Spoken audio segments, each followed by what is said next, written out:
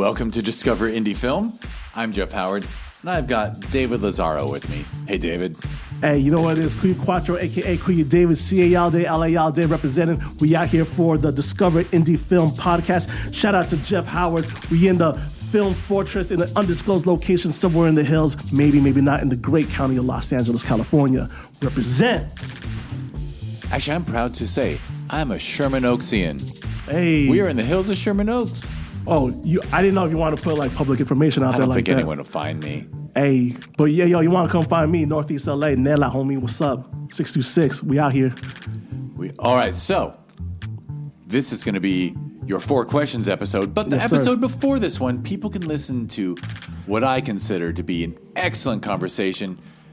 You are an immersive artist. Is that the right term? Should I call you an immersive artist? All right. You got that. Wait, I'm forgetting virtuography is virtuography. Sorry. So to the people who did not listen to the interview but are listening to this for the first time, I make immersive video. That is video for watching in a VR headset where it's stereoscopic, VR 180, and it feels like you're actually there. There's a saying in films to say, don't show, don't tell. But in immersive, it's don't just show, simulate, because you have to make sure you actually feel like you're actually there. And I'll add, so guess what, everybody listening? In between the interview episode, which you should go back and listen to the episode before this one, and this one, we did take a little break, and I made a point of making both people I live with, one who's going to college in the fall and one, who gave birth to the person who's going to college in the fall. I don't know why I don't give out names, but we made them both watch Freaky Friday. We made them both watch your music video. Yes. And I might be the cinema nerd who totally got into the immersive video thing. But I think it's fair to say it was a hit. Yeah, thank you. They loved it. Yeah. I find that like it's always creators that like really love it. And then like just general audience is like, yeah, that was pretty cool. But it's because like for the creative minds, it's like you see the potential. It's like, oh, you could do that. Oh, let's get it. Yeah, but passive too. I just want to share to everyone listening. Don't judge this immersive headset video thing because I just made 2 ladies who have no interest in technology at all, and they were both totally into it while they were watching. Impressed, going ooh and ah while they were watching. So all good. This is an excellent platform that people should give a fair chance and check out, get into. Yes, sir. You can find my works on YouTube at Kuya Quatro, Kuyaquatro. Why Kuya Quatro, you might ask? Kuya in Tagalog, Filipino, means older brother. It's an honorific, but you also, the big homie. And then Quatro, my name's David, so A-B-C-D, that's the 4th letter, Quatro. I just spelled it messed up because that's the hip-hop way, real hip-hop. But yeah, Kuya Quatro. You can find me on YouTube. That's where it came from. Excellent. Yes, I failed to ask you where you. There was a moment during the interview when I was like, "Oh, I should ask you where Kuya Quatro comes from." Yeah. But I let it go because we had more interesting things to discuss. For sure. Everything was in, but now we got that in. Yeah. Yep. And now I already said in my awkward intro, I said this is going to be 4 questions, which means you, sir, are going to be answering. Name 3 films you love, although you can do more. Especially if you're doing immersive and some, as we call it, 2D or just flat. old ass movies. Something underrated, something overrated, and then something lesser known for people to seek out. I'm already going to tell people. I know you probably won't name your film, but they should obviously watch Freaky Friday, the music video by the artist V that you wrote, directed, and produced. Contender for best VR music video of the year 2024. But hey, whatever. It's light work. But is it light work? Is there Weebly? Oh no, this was for DLVR, the platform. Oh yeah, I was nominated. Are they running a thing? Is it nominated? Can I go vote? No, it's already over. So I think somebody else might have won, but oh man, I would have wanted to vote. Yeah, I got some choice words about that, but oh shoot. Feel free. Feel free. No, I'm gonna get to the questions though. Yes. All right, you want to hop in the questions? So yes, sir. All right. So I was told 3 favorite films. No pressure to name the best 3 ever, just 3 favorites. So I'm gonna give out 3 VR 180 immersive videos, which I like to call virtues. But yeah, 3 virtues and then 3 like 2D flat non-VR films. So no real films in VR 180. So I'm just going to list off like 3 of my favorite virtue videos. All right. So one is my main inspiration, which I talked about at length in the full interview, Me For You by Matt Sato, released in 2019. This was like my main inspiration because there's a lot of dog shit, terrible like VR music videos, but it's because like nobody really knows the rules. It's like a lot of traditional cinematography goes out the window when all of a sudden it's for immersive, as if your human head is the camera. And when that is the case, then a lot of traditional 2D practices do not work. But that being said, Matt Sato's production team got it so much right. Like they introduced a lot of new concepts to me that I learned from, that I thought that like you had to have the camera static at all times, otherwise people get sick. But in that music video, they were able to figure out what kind of camera movements you can do with an immersive camera such that you don't get sick. A lot of push-pull. Push-pull is fine. It's lateral movement that's kind of tricky because the user can't see where they're going. And also the speed at which you move. You have to be a lot slower because like in VR, you feel like you're there, but because you're not the one moving, it's the camera op that's moving. So because you don't have the agency to control where you're going, you have to go a lot slower for the person to like pick up, okay, I am moving and here I am. This is where I am in relative space. They have to comprehend. It's like you're holding a child, and if you run through the mall, the kid's going to scream, and if you walk through the mall, the kid's going to look around. That is an astute that is an astute observation, and maybe I haven't made that connection yet because my daughter is only 11 months old and still requires holding hands in order to stand up. So, but we'll get there, and maybe I'll finally make that realization. Okay, so Me For You, Matt Sato, an amazing VR music video from 2019 early on. Second, from 2024 last year, Bloody Vegetarians by McClarty Films. Shout out Carl McClarty each and every time. That's my guy. So Bloody Vegetarians, he flew to Thailand to cover this thing called like the vegetarian, not parade. It's a festival, a vegetarian festival. But during that festival, there's a lot of people who like impale themselves with like needles, right? And like really wild stuff, like dozens of needles, like in the face, in the chest, in the arms, and it's all in devotion to whatever they practice spiritually to show that yes, like I am devoted, and and vegetarian of all things. It's like like they celebrate it, and they're not spilling the blood of animals, but their own blood they will spill because they are that dedicated. And to see that kind of gore is a stretch of a word. I don't want, like, no offense to people practicing. No, but I get it. It's a body modification kind of thing. I've even seen some footage from, like, Thailand and festivals where, there's people who, like, test putting a sword through their belly until there's enough scar tissue they can do it safely. Okay, so exactly right. Swords, needles, but to see that in immersive, as if you're there watching them do it in front of you, 2 feet away, is wild. And just really incredible. There's just like one scene where where death metal plays in the background, and I'm like, I told Carl, I was like, that's a little jarring, bro. He was like, okay, yeah, fair point. But other than that one scene, it's like incredible, like documentary. Like documentary and tourism is typically like 1 or 2 things that like is used for immersive video, but to combine the two together with like this body modification practice in front of you, visceral, incredible. Like it is a sight to be seen. Not for the squeamish, however, but incredible. Like. You think like something gory on a flat screen or something? Wait till you see it in front of you 2 feet away. It's wild. All right, so Bloody Vegetarians, McClarty Films. You can find that on YouTube as well or on DOVR, but I think that might be premium locked. But YouTube. And lastly, shout out to the god Lucid Tripper 2017 for The Door. Lucid Tripper was an early immersive videographer, an immersive video creator who got so much right. He did so many like interesting experiments. Like, oh, what if the camera was like this? What if I switch between 2D and immersive? What if I go from 360 to 180? What if I have like a letterbox kind of framing system, and I'm using that as a way to dampen motion sickness? He did all these really interesting experiments, and he made this short called The Door, where it's like a short where horror adjacent, I suppose.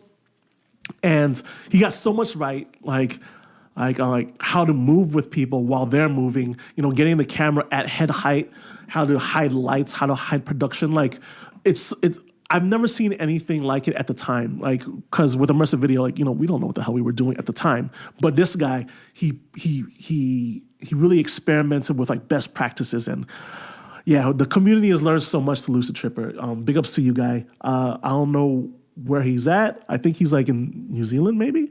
And I don't even know if he's still active or online, but yeah, shout out to him. And then 3 non-VR films that like, I love dearly. Oh Brother, Where Art Thou? Incredible. It's like, yeah, like what a feat of like technology. And like repurposing, like Homer's Odyssey into like this old-timey musical. Like really incredible.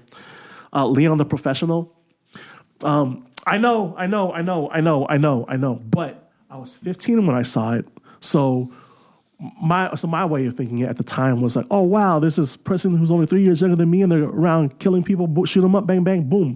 I thought that was cool. But then, it's like Luc Besson and like him liking them young. Oh, hey, pause. But then when you hear Natalie Portman's take on it, it's like, she said, look, when you're of that age, like, 12, 13, it's like, you don't know what, like your first time feeling love, it's like there's no distinct, like you're so unfamiliar with it that like romantic love, a love for friendship, like platonic love, like you don't know the degrees, the gradients of love.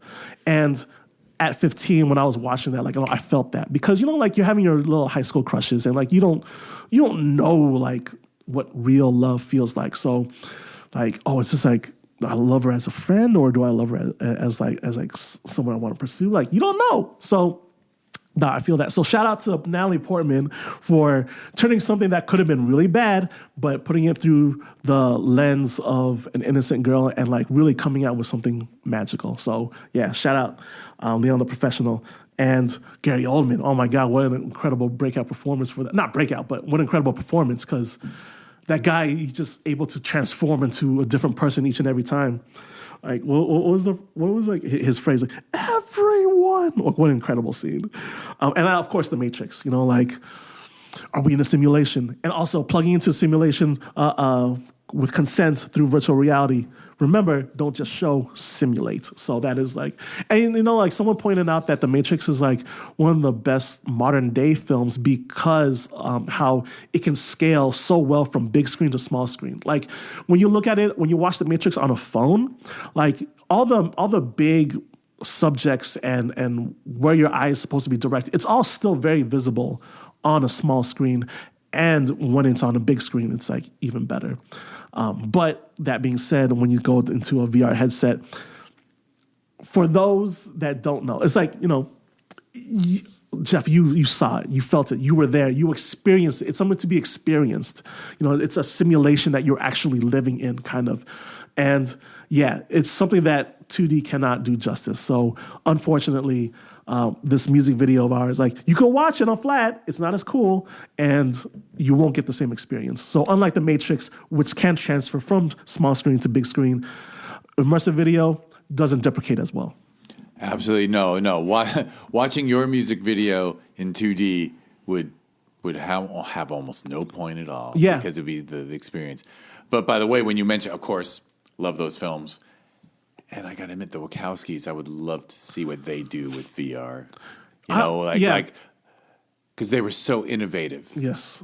You could tell those are innovative people. I always like ask like myself, if Jordan Peele or the Wachowskis like stepped up and say, hey, you want to do a VR video? I'm like, I don't know. Imposter syndrome will just immediately set in. It's like, I'm not worthy. For sure, but you still have to say yes. Yeah. You got to. You have to. All right. A film that I feel is underrated. All of VR 180 is underrated.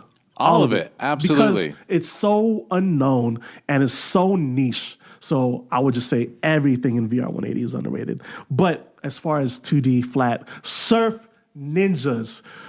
Big ups Ernie Reyes Jr., Liam Neeson. And despite how you feel about modern day Rob Schneider, at the time, he was still on the spectrum of being kind of good. So, but the cool thing is that he didn't take up front and center, even though he was probably the biggest name. No, Liam Neeson was the biggest name. He was the second biggest name in that movie, but it didn't matter because Ernie Reyes Jr., one of the first, besides Dante Bosco playing Rufio, Ernie Reyes Jr. was the only other Filipino American in movies at the time that was like, oh my God, he looks like me. What a badass. Shout out to his character Kino from Teenage Mutant Ninja Turtles Part 2. But yeah, Surf Ninja's amazing. Such dry, sarcastic humor for the time, very meta humor. Surf Ninjas is great. Kwanzaa dudes. Okay. 3, a film you feel is overrated. So for VR, and I discussed this as well on the interview in the podcast, that there is a thing where these all these VR platforms, like Apple or Meta, they only trust big Hollywood directors because they have the track record. Understandable. But because these are traditional 2D directors, that also means that they're not VR folk. At least find somebody who has a kid that has a VR headset so you can check out your own work. But Eli Roth, he's not a VR head. And you can tell because he's just trying to show everything. It's he's having all these weird angles. It's why, what is the point of this being VR? This could have been better off as a 2D thing. Your VFX would have went off better and it just would have made much more sense. Faceless Lady is a horror VR series directed by Eli Roth that is clearly meant to be for 2D, but they thought it'd be cool to do as an immersive video. Well, when you make an immersive video, you have to be sure that you're building the simulation. And that goes not only through the direction, but also through the cam operation. That also goes through the way it's edited. That also goes to the way that the actors act to the camera or with the camera, right? None of that is taken in place. It's like being in a theater play on set, but you're just far away from everything, or there are just weird times when they're looking directly at you. It's weird. It's weird. It does sound like they took something that was written previously and just said, "Oh, why don't we try VR with it?" Yeah. And like you said, if you just take a play and you just shoot it and you don't add anything cinematic about it, if you direct it the same way you direct a stage play, right, you got nothing. Which, to be fair, I did as well. Because, we all have to go through it. You got to find out what it ain't to find out what it is. And, I did that with, my first short called Rideshare. And it's that's where I learned, oh, no, my cam operation was fine. It's just, something in the direction, something in the way it was written, wasn't working. And it's because it was written originally for a 2D thing. So I learned from that. Yeah, but why didn't Apple threw a bunch of money at Eli to make of an immersive series? Why didn't they sit him down and show him, here's VR done well, right, here's VR done poorly, let's give you some ideas. So, they probably did the artist thing and gave him too much leeway. I'll answer to that. It was Meta who gave... Oh, Meta, sorry, yeah. And they actually did have a VR, a videographer dude on set with them. But I've heard this many a time from other VR immersive videographers, virtuographers, as I like to say, that hey man, the fuck you gonna say to Eli Roth? It's it's his way or the highway. So you can make your suggestions, but it's if they say no, this is fine. It's all right, well fuck, I guess it's fine. And that's what ends up happening. That's what ends up happening on the set. Film sets are hierarchies. There's no way around that fact. Yeah, exactly. All right. That is overrated for sure. All right. So, but for non-VR, I hate to say it. But Flow, they won Best Animated of the Year at the Oscars. And shout out the entire Blender community. I love Blender. And I think that Flow is an incredible technical feat. like a whole animated feature made by one person using just Blender on one PC. Incredible. And the fact that they use that using EV instead of cycles, again, incredible. But I fell asleep watching it. Wild Robot. How did that not win? Wild Robot is incredible. You know, it's a movie about like motherhood. It's like incredible. No, that Wild Robot could bring tears to the eyes, but Flow's about a cat. It's cool. Like it's well done. It's beautiful. It's well done, but story-wise, I wasn't captivated. And it's like I get why. Like it's like, look, shout out to the technology, you know, and shout out Blender. Shout out the whole Blender community. And like, I love that they championed. I love that Blender community won with that one. But it's it wasn't that interesting. I'm sorry. I'm with you. And I just have to add, Wild Robot, this comes from a very personal place for me. The greatest story ever told about being a step parent. I'm a step parent of, 12 or 17 years, and really that was the relationship between the robot and the bird. And the bird was you've lost your parents. I'll take over, and it really was like step parenting. It was amazing. I was amazed with the emotional depth of that film. They both had to learn like each other's way of communications, but how that doesn't extrapolate when they're trying to communicate to their own. Exactly. But it wasn't like, I love you because you are half my DNA. Right. You know what I mean? Right. Like that's like, yeah, amazing. Just amazing. Yeah. And like it's like they didn't vote for it just because they thought it was the obvious choice or something. I don't know. I don't know. I know that was but not to detract from. So I guess that means Wild Robot is underrated. But everyone I know who saw it thinks it's amazing. Yeah, so it's rated. It's just like it didn't win when Flow did. And like again, amazing technical feat, great art, incredible. But should it have won over Wild Robot? I do not think so. Okay, anyway, for a lesser known film that people should seek out. Okay, so VR 180, my favorite three you should already seek out and nobody's knows because it's VR 180. But additional VR 180 stuff that you should seek out. There's a documentary on this indigenous tribe in South America, I think. It's called Yawarni, Yawarni. Really incredible. It's like it's really cool to see like like an indigenous tribe, in their village, just like living life. And to see that like as if like they're there in front of you, it's like, oh wow, like these people, like I'm in the forest or I'm in the jungle with them, like really incredible. Second is How to Shoot VR 180, made by YouTube creators. So Google, YouTube, they're the ones that created the VR 180 format, and very much like a lot of other cool Google projects, they just abandoned it. But during the support phase, they had they made this whole intro to the format and by the YouTube creators account. And yeah, what's amazing about the video is that it shows like how they intended for the format to be used, and really good rules of thumb to get started. Like they have like really great ideas and like things that you might have not thought about at first. Like their whole idea of perspective of, if you have like a top-down camera, let's say you're cooking, right? And you usually have a top-down camera to see like, oh, this is how you chop it. Well, if you treat a camera the exact same way, well, that means that like, because camera represents your head, then really like the if the camera is directed top-down on the table, then that's really like your wall, because you're looking straight ahead where a wall would be. So it's a very interesting, like they point out all these little interesting things and caveats that you have to account for that don't necessarily play into traditional cinematography. So that's 2. 3, and maybe this should have been back in the 3 favorite films section, but the VR 180 Revolution by Adam Contrast, Kontras, Adam Contrast, shout out my guy. The VR 180 Revolution.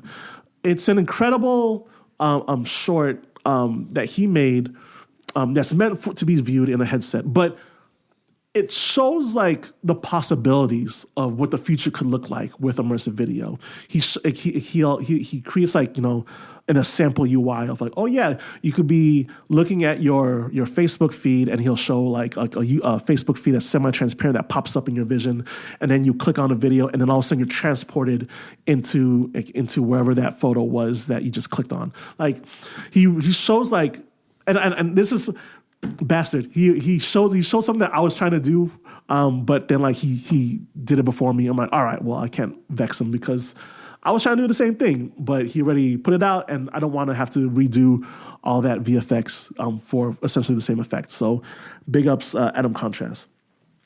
Non-VR films that people should seek out. Have you ever heard of Snow on the Bluff? Snow on the Bluff. Okay, hood classic. Yeah, amazing. I have a blank face. So, Snow on the Bluff is this. It's like a faux documentary, I guess. It's like it didn't really happen, but it's filmed like it did happen, right? Right. Mockumentary is normally the term, but sometimes that implies comedy. But it's not mocking anything, right?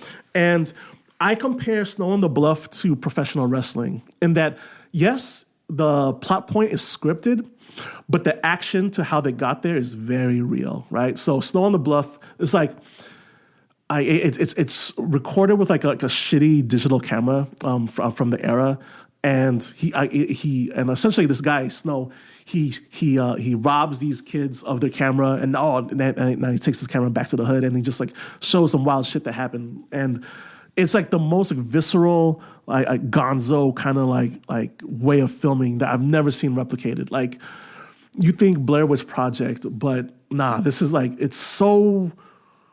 it's unreal how real it feels, and supposedly some actions in there were actually real. So, but who's to say? Allegedly. Second, so this is only lesser known to American audiences, but the Brits would know this like to their heart. Another Hood. Another Hood is essentially it's spelled ANUVAHOOD. Another Hood. So. This came out like I want to say 2010s, I want to say like mid 2010s or early 2010s, and it's essentially the British version of Friday by Ice Cube. But like it's just like garage grime era UK England, and it's just like a hood tale of like this kid gets fired or really he quits his job and he thinks he's gonna be big man on the block, but like. He runs into a lot of unfortunate shit, and he has his hero's tale of how he came up. But yeah, really charming, fun film, Another Hood.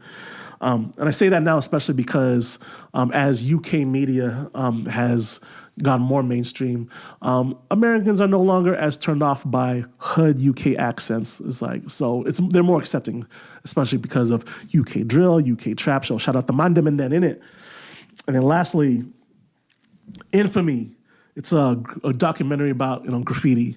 Just came out like 2010s era. I want to say, which is like the peak of graffiti had like a craze moment, and like 2010s I want to say it peaked because that's when like YouTube and social was started popping off, and a lot of graffiti writers were like, oh, I could share my work, so people were sharing their work, not knowing trying to avoid a case. But yeah, just sharing their work. And, in Infamy, you see like a lot of like legendary graffiti writers at their prime. You saw interviews with, Revoke, Saber, Tumor, Claws. Like you get to see Philadelphia Handstyle for the first time. Earsnot, you get to see that fool just bombing mid-daylight. And what I really love about it is that it's the definition of the desire to make cool shit by any means. It's like there is no real gain in graffiti unless like you become like super duper famous, which is like nigh impossible. And like the risks for graffiti is like it's like 99% to a 0.1%, right? So you can get shot, you can get arrested, you can get jumped, whatever. You could fall off a roof. A lot of big risks, and for not a lot of reward. But the desire to make cool shit is there. Like I feel like there are rightfully so. There are a lot of like filmmakers and creators who are concerned about livelihood and like they have to make this monetizable. But because of that, sometimes it compromises that creative vision, or they won't take on certain projects because it won't make money. But with graffiti, it's like you see it in it's like a sickness in them. It's like they have to paint, because if they don't, it's like it feels like you're bleeding slow. And I used to do graffiti, but thankfully I've grown past that. But the desire to make cool shit has never left me. And when I'm not working on a creative project, a personal creative project, like I get depressed and like I feel like I'm bleeding out slowly. I feel like I should be creating because I have the ability to do so. So infamy always brings me back to the idea that there's a whole group of people out there who have to create or it feels like they're dying. And yeah, I want to leave y'all with that. So immersive video pics as well as 2D pics. Even though I take a gripe with Mr. Eli Roth, I still thank him for putting a commercial product out there, even though I think it's not as good as if it was made by somebody who was more enthusiastic about immersive videography, aka virtuography, which is what your boy do. Kuya Quatro, the virtuographer, we out here in the Discover Indie Film Podcast Fortress, out here in the great hills of Los Angeles County, California, CA y'all day, LA y'all day, West Coast, Fresh Coast, Best Coast. We out here. I love it. I got nothing to contribute, but I have to contribute, right? That's my job. Yeah. No, I was just going to say, I really appreciate those recs because one of my, a great joy in my life is that running 2 film festivals, I get to watch a lot of indie stuff. And I can't name all the wonderful documentaries about graffiti artists. Yeah. Because and often what is inspiring is when they do hit another level and become muralists. And actually we have in June here I go. Breaking the rules. I'm breaking the rules. Yeah, there's going to be a documentary about an artist who got to the level of getting to do installations, and they do this amazing work of art that's actually mosaic. They literally break tiles and break glass and then glue it all together into this beautiful scene, and then they install it on this public wall in Brooklyn. And I just can't get enough of art documentaries. Yeah, like documentary and art just go together. Yeah, it's incredible how like. Whatever you're into, street art, or even like the documentary for Helvetica. Like, how interesting was that? It was like, wow, a whole like 2-hour documentary about font, and I am captivated the whole time. I love that, but also I'll close out with one of my old go-tos, which is, have you heard me talk about fonts? I actually am so close-minded now after 10 years of film festivals. I don't rule any films out based on font. But as I'm watching submissions, if the title of the film is in a lame font, 99.9% of the time it's a lame film. Because if you don't have aesthetic taste with your font, you're not trying hard enough. And it just reflects throughout the film. I actually joke with my wife if she's next to me. I'm like, oh, see that font? This is going to be a 7 out of 10. This ain't a 9 out of 10. And then when there's a great font, she goes, "Oh, there's a great font." I go, "Yeah, that's a good font. This is going to be a good movie." Okay, so as a graphic designer, art director myself, who works in entertainment advertising, I guess it's like allow it because it's like okay, maybe their talent isn't in graphic design, but they're a really good storyteller in film. Whereas like me. All my thumbnails look great. All my posters look great because that's what I do. But like, the actual content is like I'm hoping matches the level of aesthetics. Do you have like a current font flavor of the month, like a current favorite? Personally, yes. No, although I overuse that Steel Tongs one that's for movie posters. Word. I use my current flavor of the month is Druk, DRUK. It comes in a wide and it comes in a condensed and like various weights. It's great. Like I use it on Freaky Friday. All my VR 180 thumbnails. Druk is all over the place. It's great as well as I don't know. I've gone through so many phases. Like when I was a design student, I used to be into Gotham and Clarendon, then Rockwell. It's slab serif, but it has like all these fancy tails. And then, of course, you get into slim, tall fonts like Tungsten or League Gothic. And shout out to all two people who are nodding their head. It's like, yeah, oh my gosh, like you are in the car listening to this at 1.2 speed, dying because you know exactly what I'm talking about. Shout out to you, my guy. Futura STD, Futura Standard is like the most complete font weight of Futura, which includes the extra bold and the black, and it's great. It even has like the condensed versions of Futura as well, which is amazing because Futura medium regular is like so played out with like, oh, I have a really sharp A point. It's like, get out of here. Like you are 1960s Prince. I don't care. But once you get into like the other weights of Futura, like condensed or condensed italics, shout out italics and the people who use italics. Shout out to all the graphic designers who insist on using italics and not always defaulting to all caps because it's easy to justify. It's like, I could go on about this, sir, but yes. I love it. You're the first person who cares more about fonts than I do, but I am proud that the Filmvasion logo is FI and then the LA is italic. Nice. What can I say? It has some motion. But I just had to change the font because we're adding Lima. Oh. And to get the word Lima to look good, I wanted them to be the same fonts. So I actually had to, so serif is when it has the little serif. Yeah. I had to go to something with serif so that that capital I would stop looking like a 1 or an L. Because you can't have the L, the I followed, whatever. Like how our Secretary of Education, Linda McMahon, said every school deserves access to A1. She did. Yeah, she did. And then, she said it multiple times. And then... Which means she was just literally just reading it off something. She didn't even know what it was. A1 steak sauce class back was like, oh yeah, no, we totally agree. A1 should be in every school. And they had like their bottle and it said for educational purposes only. Wow, we are in a dystopic, boring future. Oh my days, the empire is crumbling before our eyes. Yeah. But we're in California. Yeah. So we feel a little better about it all. California Republic, bear witness. Literally.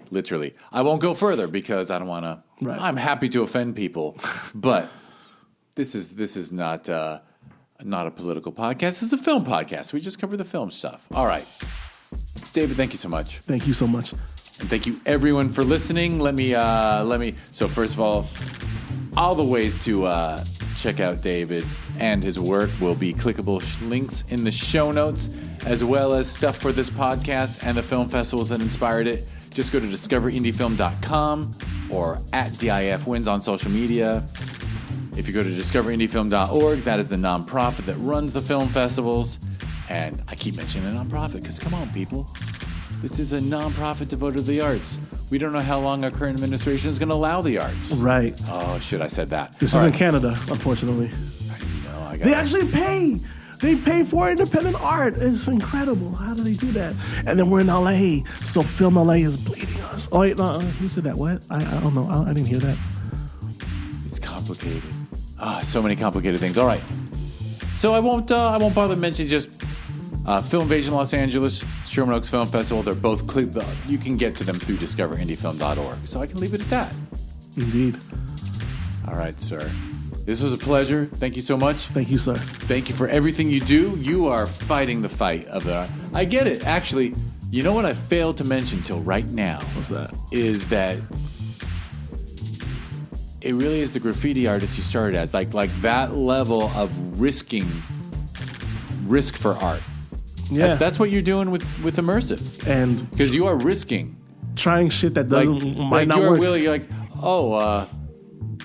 you know what I mean? So I just wanted to add that I see the connection, that fire you have to create. But also, that's hip hop. Is like in the culture of hip hop is like the desire to be the nicest, like the best. Is like it's always there. So it's like that. I borrow heavily from being brought up through hip hop culture as well. So yeah, all day, every day, you just want to prove that I'm the best, and you should all quit because I'm so good at it. Damn. I will let it end there. In fact, Karina, if you want to just end it after the word damn, that's cool. Or we could have this little thing of me saying, you could have cut it after damn. Oh, beautiful.